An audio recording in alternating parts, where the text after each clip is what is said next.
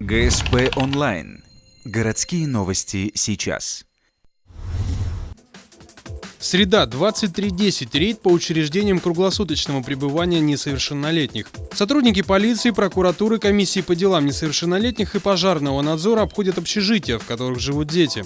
Главная цель – проверить, все ли дома после 10 вечера. Совместные рейды проводятся уже порядка 2 лет. По словам комиссии, это, конечно, не волшебная палочка, но помогает. Такие рейды, надо отметить, что приносят свою пользу. Гораздо лучше обстановка стала в общежитиях именно среднего звена, потому что чище стало, гораздо спокойнее, больше порядка. Учащиеся студенты все практически на месте, а если отсутствуют, то по заявлению.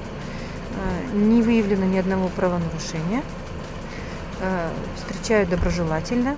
Но, как выясняется, не везде. В интернате по улице Дзержинского неприятный сюрприз. После 10 вечера не досчитались 2 ребят. Юноши 17 и 15 лет не вернулись в спальный корпус к отбою. Случай не единичный. Летом 2014 года по спискам не хватало 2 ребят, а по факту отсутствовало 6. Проверить информацию о числе воспитанников сегодня не удалось. Комиссию не пустил директор интерната.